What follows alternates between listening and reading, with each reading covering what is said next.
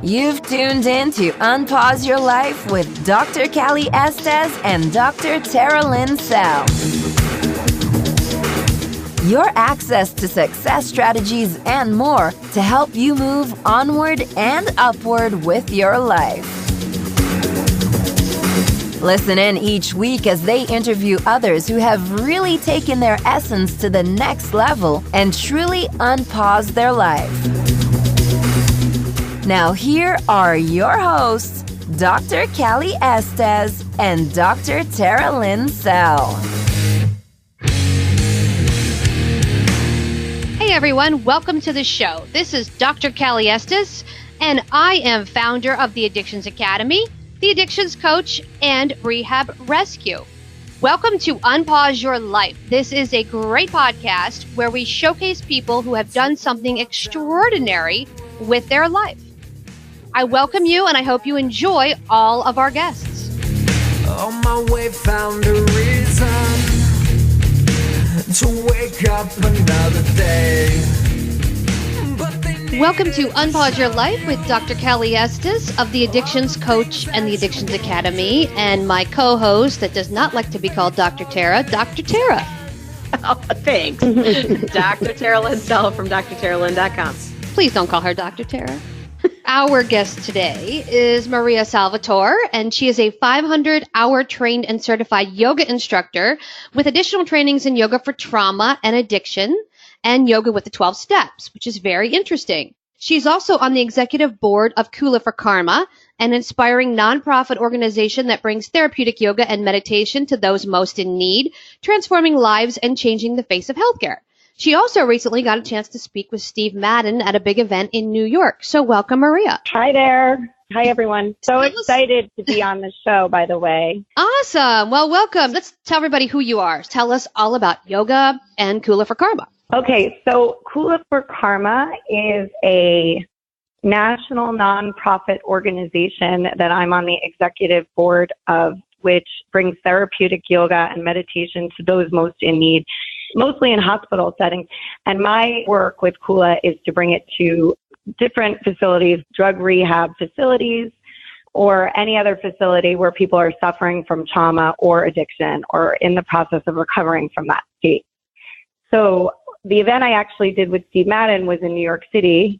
It was an event called Mindfulness in Manhattan, where basically I shared a little bit of my own story and my struggles with addiction and depression and anxiety and complex childhood trauma.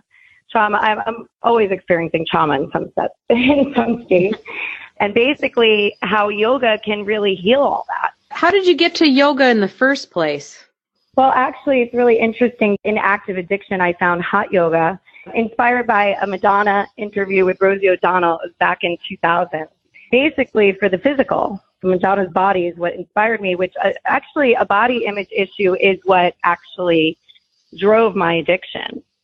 I had a big addiction to cocaine, and I had seen an interview with Rosie O'Donnell, and she said, do yoga and you'll look spectacular. So that's how I call it divine intervention, really.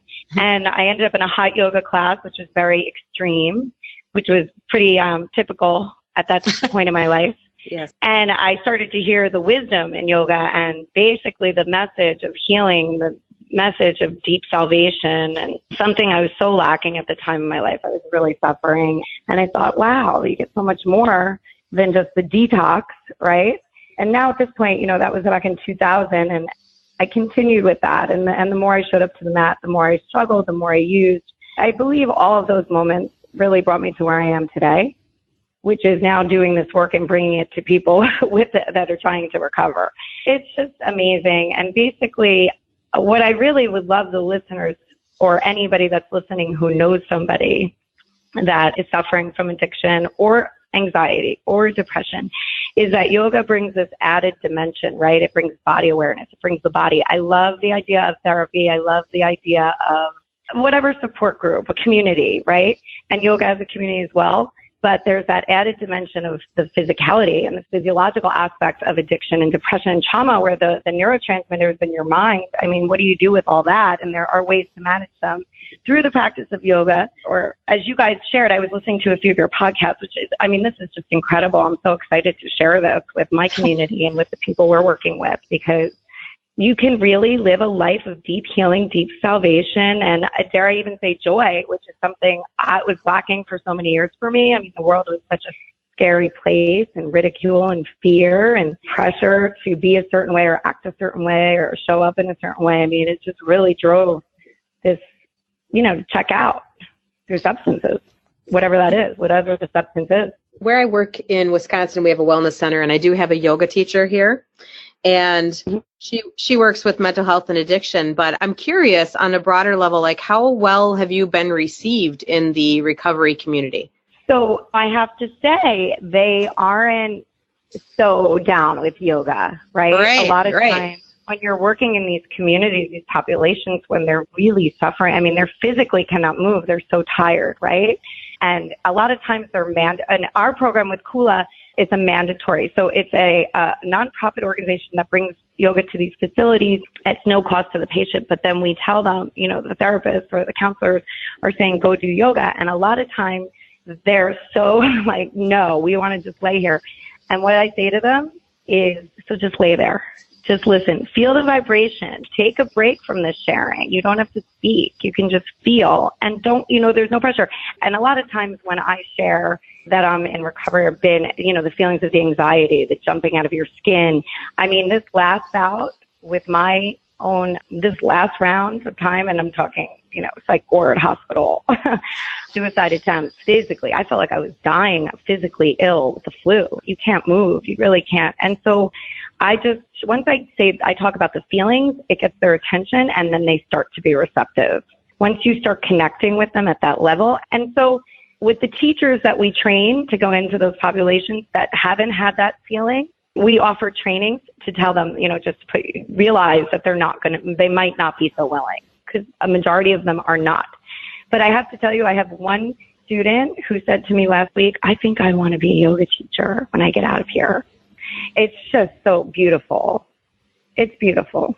I used to teach yoga. When I did treatment, I was clinical program director, and I made everybody do yoga. And I got tired of pulling my hair out because it was the whining and the crying and the carrying on. And eventually when I left the inpatient side of things, I added that into my private practice. So all of my clients do yoga, whether they've done it before or not, as part of their healing process.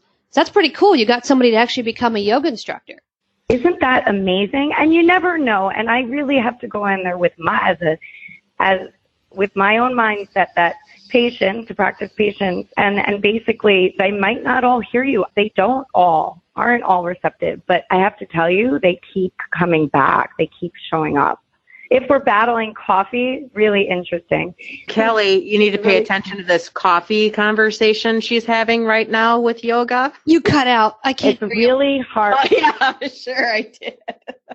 Listen, I will do yoga all day long, and I will do with coffee, all the drinks, and I will do all the cleanses, and I am there meditating with you in the very front, but you are not going to pry the coffee out of my little wet hands. Not happening. Coffee black every day. You're not plying that. It's really hard to compete with coffee. Very much so. I have trouble getting people to have some buy-in to the idea of, I don't know, I call it like Eastern style yoga. Around here, everything is very much YMCA yoga, like you said, hot yoga, like yoga for workout. It's not necessarily yoga for brain workout. The reality is what we want to do with a lot of these students is create a sustainable platform that includes different types of, there's so many different forms of yoga. There's yin restorative, there's power yoga, there's meditation. I've gotten really into Kundalini because I get a buzz from chanting and Kundalini. If you can allow yourself to try it and to let go, I literally can get a buzz. And that's so interesting. Sometimes I get some pushback in the 12-step recovery world about, the terms I use and the verbiage about getting a buzz. And I'm like, listen, if I'm not getting a buzz, there's healthy ways to get a buzz. I mean, if you can allow yourself to kind of just get out of your own way, and it's a practice, just like anything. It doesn't happen overnight. I found an email from my first yoga teacher that said, I was in the throes of addiction during my first yoga teacher training. Like, I can't quiet my mind. I can't stop it. I can't. And the reality is, it's like, just keep showing up to your mat and you never know. Like, even if you get a half a millisecond of liberation, really, it's not about stopping the mind. It's about learning how to work with it and manage it. Yeah. It took me about 2 months to learn an individual yoga practice before I felt like there was benefit to it for me. Yeah. 2 months? What kind of yoga were you doing? For sure. I was doing my own practice. Our yoga teacher set me up with our own personal practice, and I was doing it for about a month and a half, 2 months. And then all of a sudden the light bulb went off and I was like, I knew exactly what I needed to do. It was an amazing experience. So I don't think that that's out of the realm of possibilities that it took that long. No, but it's fun to make fun of you for it. I know. I'm such an easy target for you. And I think I'm all key is really defensive. just Yoga defense. introducing different practices. I mean, sometimes I bring them coloring books. There's different meditation you can do just through coloring, which that's debatable. I've read different pushback on, no, that's not really meditation. For me, anything that you're doing mindfully is meditation. Right. So you incorporate yoga into 12 steps?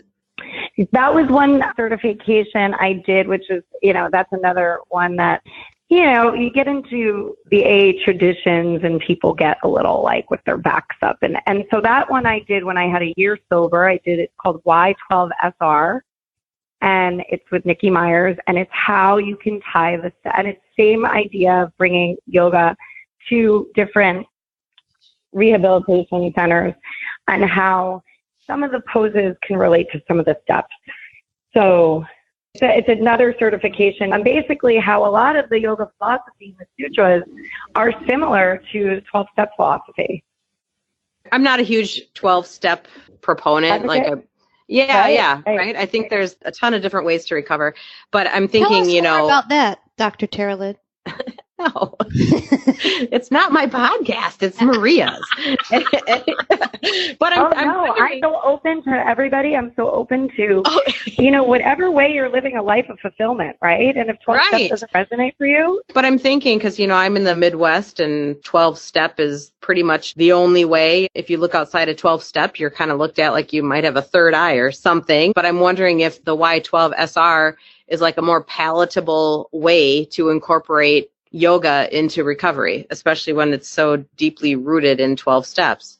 Well, I got sober on a yoga mat, right? Yeah, I know. Yeah, I did the whole 12-step thing. Awesome. Didn't work for me. Didn't work. Right. Didn't work at all. And it clicked in a yoga class with an instructor. And it was my first class, which is why I make fun of you, Dr. Tara Lynn. It clicked immediately that this is my thing. And it's been my thing ever since as a way to decompress, especially after these taxing podcasts. Maria, just roll with us. We're having a day. We're having a fun day. I love it. Well, my thing used to be running. I was a huge runner. I ran 6 half marathons, and then my knees gave out on me. That's so I have to. That's because I was a runner. Now right. You should be a yogaite. Right. That's what I'm trying to do. And you made fun of me for it. So what's a girl supposed to do? Oh, please. You're not a victim here. Yeah, exactly. All right. No victim stances over here. I'm doing the power pose as we speak right now. Just kidding. God. Well, Maria, what inspires you now? Like, what inspires you to keep going? Oh, these calls. Every time I teach, my daughter.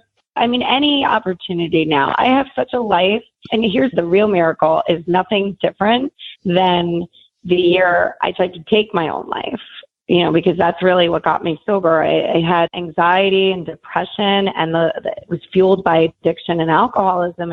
And while for 30 seconds or 90 seconds or 10 minutes, I don't even remember, it would quiet it down. When the substance would wear off, the noise got so louder. And basically teaching yoga. And when you see the light come on in people's eyes, and I teach at a hot yoga studio now, I teach maybe 6 classes a year, a Howard yoga class. And then I do my work for Kula, which is in the drug rehabs, and I'm out there and I'm speaking, and you see people start to shift it just lights me up.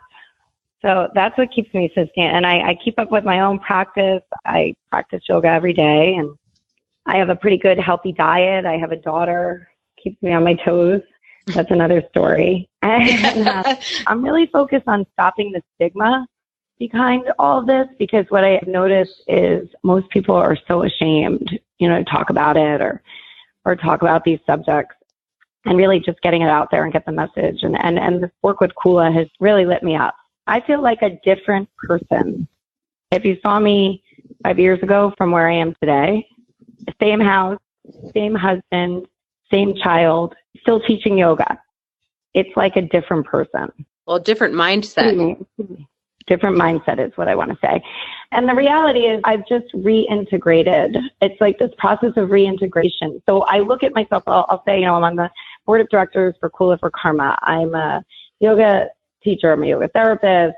With the certifications, I'm a mom, I'm a sister, I'm a daughter. And then I am also was a drug addict, right? If we want to put labels on it, or an alcoholic, and a woman suffering from anxiety and depression and suicide ideation. Like, I hold all those titles with the same reverence. I don't make one awful and one great, because then I create this internal war within myself. And it's just a process of just sharing that you can change, because for so many years I would hear people talk about it, like claim your own power, change your life, or you can be happy. And I'd be like, how? If I do wake up some days with depression, I do wake up with anxiety, I do wake up sometimes hopeless, and it's just an energy. It's like physics. And there are ways to shift it. I run, I exercise, I drink green juice, I go call a friend, I find support, I find community, I find a life of purpose, and it shifts. It really does. So we've got one last big question for you. Or at least I have the last big question. All right. Dr. Tara always gets to ask here the it is. Question. I have to have the last word. All right. All right. Now think about this closely, Maria. What is the most badass thing that you have ever done? Even something that maybe nobody else might know about. My badass moment was getting up with that event with Steve Madden, who spoke with me. He has his own story. He's a big supporter in this work we're doing too. He's part of this journey, and sharing that with a room full of strangers in a corporate world in front of my daughter, where people told me, do not talk about suicide attempts in front of your 13-year-old because she can't handle it. And I was really torn, but thank God we have therapists like you guys. And, thank you so much. And I really think to get up and share, you're talking about somebody who couldn't even raise her hand growing up in school because I was so full of shame and fear. That was probably my most badass moment and talking about. All right. Well, thank you so much for sharing that. Maybe I should get my certification with you. You should. You would love it. Add it to your repertoire. There we go. I have a whole bucket list of things I want to do in life. Of course. Very cool. So how do our listeners find you? If they want more information on Kula for Karma or Yoga for Trauma, how do they find you? KulaForKarma.org, as well as my website, which is mariasalvatore.com. They can YouTube my story, which is Maria Salvatore Yoga, as well as Instagram and Sal Yoga. There's lots of ways. Reach out. I would love for the listeners to really, if anybody is struggling, if anybody feels like they want to delve into the yoga world and hear more about what we're talking about, please reach out. I would love to hear from you. Sounds good. And thank you for coming on Unpause Your Life with Dr. Callie Estes, the Addictions Coach, the Addictions Academy, and my lovely Midwestern co-host, Dr. Tara Lynn from drtaralynn.com. Have a great day, guys.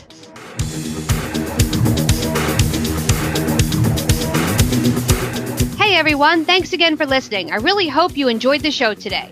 Head on over to iTunes and Apple Podcasts and leave a comment or review of what you think. Or contact us at 1-800-706-0318. If you want to be on our show, feel free to email or call. And if you have a topic, feel free to email or call as well. Thanks for listening to Unpause Your Life. For show notes and more, head on over to unpauseyourlife.com.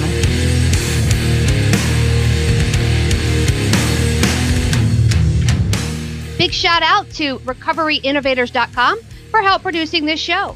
Thank you, guys. I took a walk down the long road.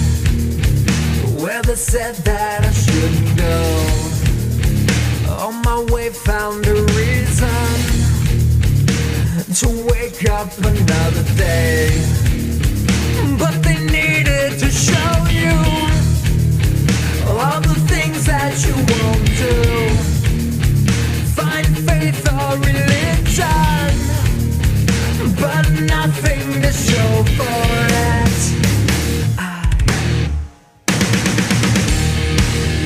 No need to escape, in love with my pain.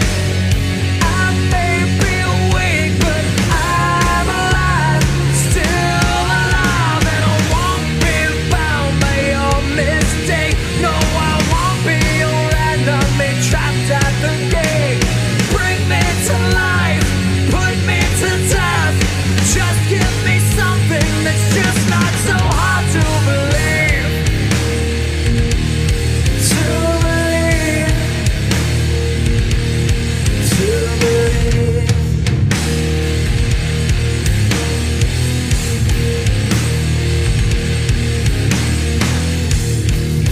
I took a walk down the dark road where they said that I shouldn't go. I knew the dangers of flying. Now I'm so far from silent ground, but they needed to show you all the things that you won't do. Find faith or religion, but nothing to show for it.